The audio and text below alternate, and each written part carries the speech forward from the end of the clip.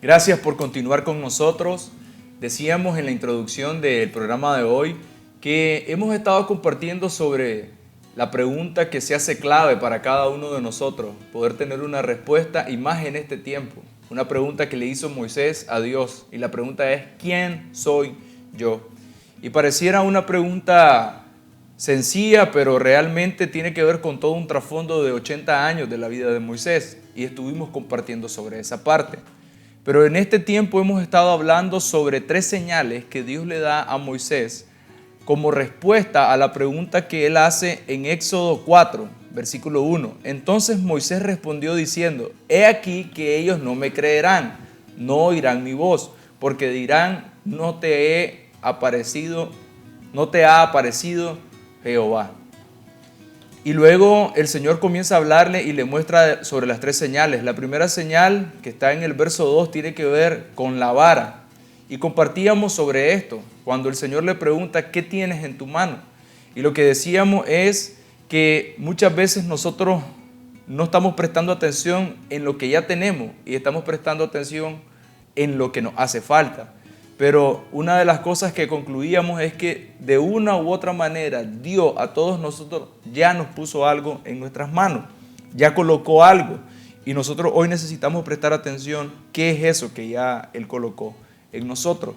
Pero también decíamos que la vara venía a representar de alguna forma la vida que había tenido, en este caso Moisés, porque en la vara ellos tenían una codificación para colocar momentos de éxito, pero también momentos de derrota.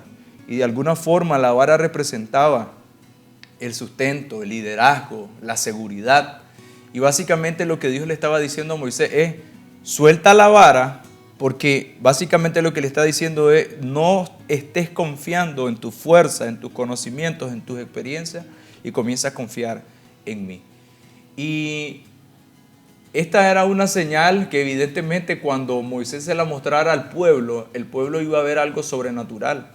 Pero lo sobrenatural empezó cuando Moisés soltó la vara, es decir, cuando creyó en lo que Dios le estaba diciendo. Por tanto, esta señal también lo que estaba formando en la vida de Moisés era que él pudiera confiar en Dios. Y eso es lo primero que necesitamos cada uno de nosotros. Necesitamos confiar en Dios, en lo que Él nos está diciendo. Pero luego le comienza a hablar y le dijo en el verso 6, le dijo además Jehová: mete ahora tu mano en tu seno. Y él metió la mano en su seno, y cuando la sacó, he aquí que su mano estaba leprosa como la nieve.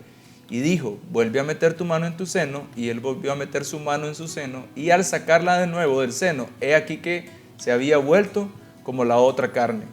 Si aconteciere que no te creyeran ni obedecieran a la voz de la primera señal, creerán a la voz de la postrera.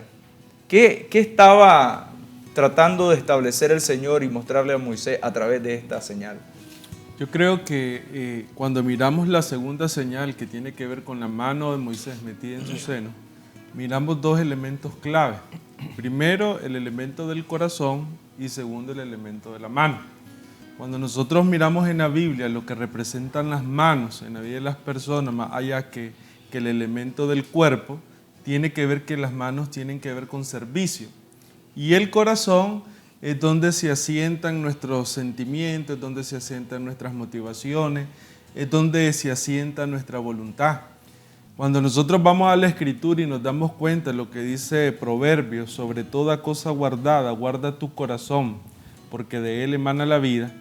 Yo creo que esta señal tenía que ver en la vida de Moisés con que él pudiera alinear el estado de su corazón a su servicio. Es decir, la fuente de nuestro servicio, la dirección de nuestro servicio, la efectividad de nuestro servicio. Moisés estaba preparándose para servir a Dios, para servir al pueblo, para liberar un pueblo. Estaba íntimamente ligado con la condición del corazón.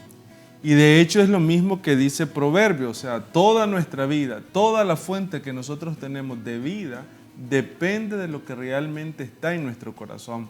Entonces esta es una señal que cuando nosotros la leemos, lo que podemos ver es que Dios comienza a trabajar. Creo que la vara tenía una expresión un poquito más externa, pero ahora el Señor se direcciona a una expresión interna en la vida de Moisés. ¿Cuál verdaderamente era la condición del corazón? Que es la pregunta que hoy nosotros nos hacemos. ¿Cuál es la condición de nuestro corazón? Sobre todo cuando queremos y anhelamos servirle a Dios, poder alinear nuestro corazón para que la obra del Señor se pueda desarrollar. Ahora, Moisés tenía que tratar muchos asuntos del corazón y Dios tenía que tratar muchos asuntos del corazón con Moisés. Recordemos que en la historia de Moisés, Moisés es rechazado por su pueblo. Primeramente, él quiso defender a uno de los israelitas que estaba siendo atacado por un egipcio. Y después, cuando él los visita al día siguiente y ve a dos hermanos que estaban discutiendo, dos israelitas que estaban discutiendo, él quiere entrar para conciliar la situación y él les dice: ¿quién eres tú que te ha puesto como juez sobre nosotros? ¿Acaso me vas a matar como mataste al egipcio el día de ayer? Y eso marcó de tal manera el corazón de Moisés que tuvo miedo, tuvo que huir por la represalia que podía obtener, pero posiblemente también marcó el corazón con algo de rechazo, porque el pueblo lo rechazó. A través de esas personas que hablaron con Moisés en ese momento hubo un sentimiento de rechazo. Ahora, Dios tiene que tratar con el corazón de Moisés de muchas maneras por causa de que él se iba a convertir en un líder, una persona que iba a liderar al pueblo hacia un éxodo, hacia una salida de Egipto, y debía de tener el corazón en el lugar correcto. El corazón en el lugar correcto para con Dios, el corazón en el lugar correcto para con el pueblo, el corazón en el lugar correcto para consigo mismo. Moisés se menospreciaba a sí mismo: ¿quién soy yo para poder hacer esta obra? El pueblo no me va a creer, el pueblo no tiene confianza en mis palabras, yo no puedo hacer esto que me han mandado a hacer. O sea, está diciendo: Señor, tú no me has habilitado con las herramientas necesarias para que yo pueda hacer lo que tú me estás mandando a hacer. Entonces podemos ver acá, en medio de la señal que Dios estaba haciendo, de la lepra en la mano y la mano puesta en el corazón, que Dios está trabajando con el carácter de Moisés, está trabajando con su fe, pero también con sus emociones y con sus pensamientos. Y es necesario que Dios haga eso cada vez que Dios nos va a usar de diferentes maneras. Dios va a trabajar con el corazón de cada uno de nosotros, porque el corazón tiene que estar en el lugar correcto, alineado con la voluntad de Dios, alineado con los pensamientos de Dios y aún con las emociones de Dios. Nuestro corazón en el lugar correcto va a ser propicio para que Dios pueda usarnos, como decía el pastor Rubén, después usar nuestras manos, que nosotros podamos hacer cosas para Él. Pero si el corazón primero no es trabajado, entonces hay muchas limitaciones en cuanto al servicio que nosotros le podemos ofrecer a Dios. Y es interesante ver que después la excusa que hace Moisés tiene que ver con el hablar. O sea, Moisés le dice a Dios: soy tardo para hablar, mi hablar no me va a poder ayudar para hacer la labor que me estás mandando. Pero es interesante ver que la Biblia habla que de la abundancia del corazón habla la boca. Es decir, si nosotros queremos desarrollar un hablar correcto, si nosotros queremos comunicar correctamente, muchas veces pensamos que el hablar viene por el elemento externo, por el aprendizaje, por la capacidad, por la habilidad, pero realmente el hablar nace de la realidad que hay en nuestro corazón. Y ahí es donde me uno a lo que dice Mateo 12. Jesús le dijo en Mateo 12:35, dice: el hombre bueno del buen tesoro del corazón saca buenas cosas, y el hombre malo del mal tesoro saca malas cosas. Mas yo os digo que toda palabra ociosa que hablen los hombres, de ella darán cuenta.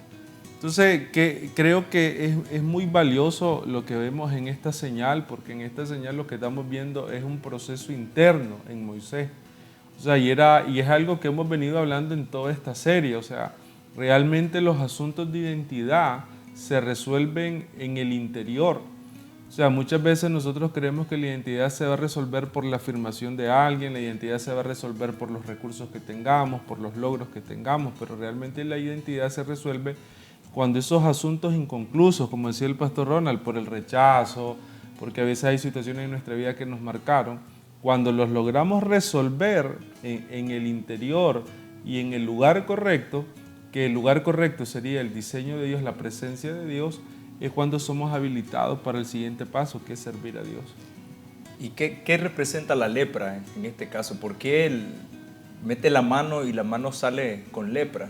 ¿Qué era el mensaje o lo que estaba tratando de mostrar el Señor? La lepra es una enfermedad que era considerada una enfermedad inmunda. O sea, la lepra era una enfermedad que en sí representaba contaminación, representaba muerte, representaba deterioro, pero también representaba separación. O sea, alguien considerado o enfermo de lepra era alguien que tenía que estar por su condición física aislado. Y en la fe hebrea, la lepra era considerada como una enfermedad inmunda. Entonces, básicamente, cuando él primeramente mete la mano y le sale leprosa, o sea, lo que está identificando es, hay situaciones que hay que sanar, que hay que restaurar, que pudieran estar en una condición de debilidad, de enfermedad, pero que necesitan ser sanadas para poder dar el paso siguiente. Y el tipo de lepra que tiene en la mano era el mayor nivel de corrupción de la piel, de descomposición que uno puede tener.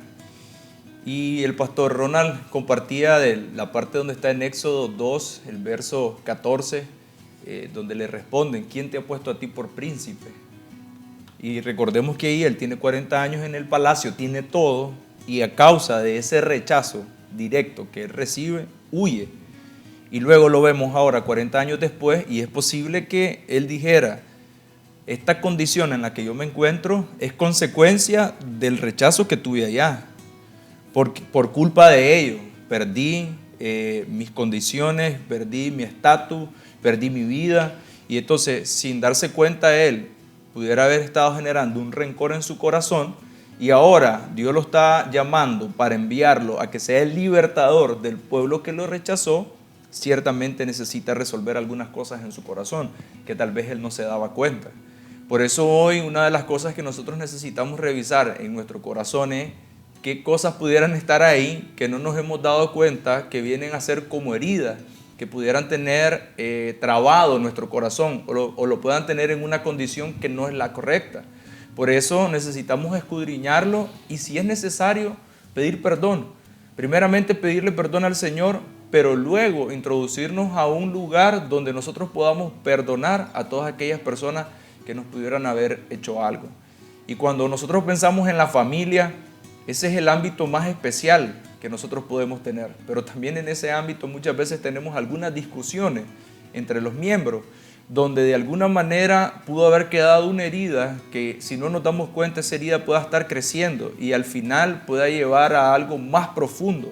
Por eso es que queremos pedirle a todos los que nos están viendo que puedan tomar un tiempo para meditar, un tiempo para reflexionar qué cosas pudieran estar ahí y poderle pedir a Dios que nos ayude para resolverlo, porque el plan de Dios tiene que ver con hacer algo en mi vida, pero también hacer algo con nuestra familia. Vamos a ir a un corte y regresamos.